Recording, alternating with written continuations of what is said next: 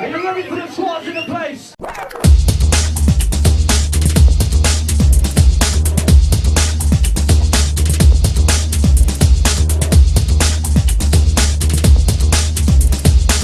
I'm here with the Squatters and Dutch Courage. Dutch Courage on the mic and the squads in the place. Turn it up a little because the girls don't. Tell me what you're here for. I'm Ollie, Baldy Squatter. I'm Alex, I'm Big Head Squatter. And I'm Sam, Dutch Courage. Can you all explain your roles in this little partnership? Ollie's like been a promoter for years, and like, you know, runs a real big club nights, doing really well and things like that. So he's really good at all the promotion side of things, as well as obviously the DJing and producing things. Whereas I'm better at sitting and twiddling knobs. And then Sam's the one that comes up with all the Magic lyrics. Yeah, basically these guys do absolutely everything, and I just put the vocals down and beatbox when they call me in. Turn it up a little. Tell me what you're here for. 3 men and no little lady, innit, really? Do you lay down mixes which have already been created and then Sam just goes wild on the mic? It just depends on what type of track we're working on. I might sit down with Sam and lay down the track, and then Alex will come along and go, I like this, but you need to do this. Not being there from the beginning is good because he's got a fresh idea and he's coming in as a third party rather than all sitting there getting brainwashed into just liking it straight away. Me and Ollie just sit there in our boxes drinking tea, making tracks, and Sam will be like, oh, I've got an idea for this lyric or whatever, and while we're making a beat, he'll just be sat there with a pen and paper and he'll be like, oh, try this. And then the only thing is we can't read his writing, so he leaves and we're like that. He writes in graph. He's like he's tagging everything. I don't really have anything to add to that. You've basically said everything that we do. Step 2, step 3, step 4. Keep the beats banging and the bass line raw. So you've been around for quite a while. What made you bring on a PA? It was an evolution, really. The first track was Girls Love Bass. It sort of took off from there, really. We didn't really think it'd do that well, so we just, you know, got it out there on our own little label, Hug Me I'm Homeless. We got legal issues with David Guetta about that. He's like God and he could just crush us. Yeah, we love you, David. How it started really was Ali made a track with Ollie, brought it into college and went, Sam, can you put some vocals on this track for me? Just say anything. So Squatters in the Place or whatever. Just little bits, and then he invited me round to the studio and we recorded one track. It just kept going from there and snowballed really. Another really good thing is like me and Ollie, we've got like a dance floor orientated opinion, whereas Sam sort of comes from a more drum and bass sort of grimy background and hip hop and things like that. So like when we first started working together, it was really cool because he had, no, you can't do that, it's cheesy, and yeah, you got to do this because it's well ghetto and all this, and like the little fusion we got from it all, it's just worked really well. On the rocks of a pina colada, lock, come on, you're gonna have to try harder. I bought night, I remember JD now. Actually, forget, I just never got my tea. How long have you been DJing for? How long have you been DJing for? And how long has he been PAing? 13 years I've been DJing. It was actually 10 years on the 11th of July this year. When I was 13, I got my first set of decks after watching Kevin and Perry.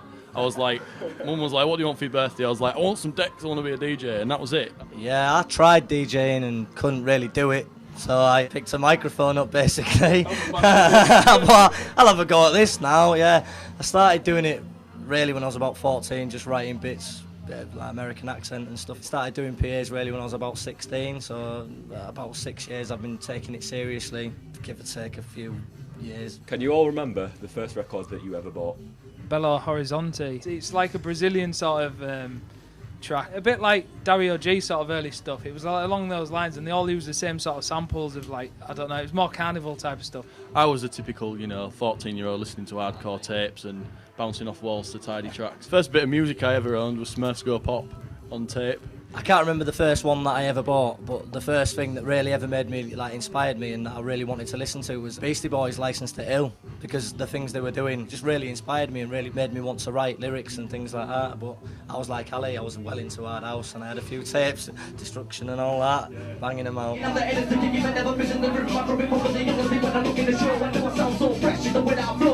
I want you all to close your eyes. Imagine that we're on a plane and that plane crashes into a desert island, and then you're stranded separately for a million years. You only get to take 5 CDs. They can be albums, they can be singles even. What are they? Go. Can I open my eyes? No, never again.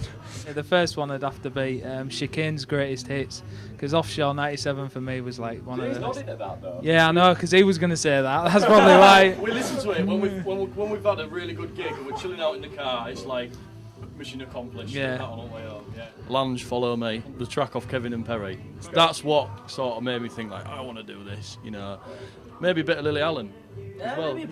Really like Lily Allen. Just, you know, for when I'm chilling there, kicking back on the beach with my coconuts. Squatters Reload EP. You have to take that with us. That's coming out soon, yeah. On Simmer Records in the beginning of August. Yeah, definitely have to take that one with me. Obviously, I'd take License to Ill. Maybe a bit of Keb Moore, blues singer, guitarist. Maybe some new Revolution Part 1 or 2. Because I'm well into this political stuff, because you've still got to be political with your lyrics and things like that, and take it a bit more seriously. Just something to keep it real. That sounds like you've been waiting for someone to ask you that question for a long time, mate, doesn't it? Somebody gets down like this. What are your 5 top tips for life? Stock up with loads of orange juice when you're staying in a hotel, because the next morning you wake up and you're like, oh, I'd have to get my lips around that tap again. Mine's got to be say yes to nearly everything. If you get a chance to do something, say yes to it, because even if you don't enjoy it, you learn from it. But say no to drugs. You've got to say no to them, definitely. Just basically get somebody like Ollie to keep the reins in and keep you on track, basically. Yeah. If it weren't for Ollie, then I maybe wouldn't be here. Prods me in the studio to finish stuff. Your hearing's important. It isn't at the time, because you think it's a party and it's great and everyone's dancing to your music, but 10 years down the line, when you're sort of thinking, I'm hearing things here, or you can't hear things, just for the sake of putting some earplugs in every now and again, you know, it does make a big difference. When you're playing abroad and they keep feeding you alcohol, just be really careful. Otherwise, the day after, when you have to walk across Krakow in Poland, you end up with one of these behind you, and you're like, where's he gone? And next minute, he's in a crowd of people like this. And it was a long day getting back, so just be careful how much you drink when you're playing. What does the future hold for this little partnership between the Squatters and Dutch Courage? Well, we've got targets and goals. They always say, you know, aim high and you'll hit high. I think the main thing is just to do what we want to do and what we love doing. We'll all be honest, and we've all got day jobs and things like that. You've got to pay the bills and you've got to have your head screwed on and be realistic about life, not just thinking we're going to be, you know, next biggest thing. We don't do this because we think, right, we can make loads of money doing this. It's not about that at all. We love doing this and we've all wanted to do it, so we're just going to stick at it, and one day it'll probably bite us in the ass and say that's enough.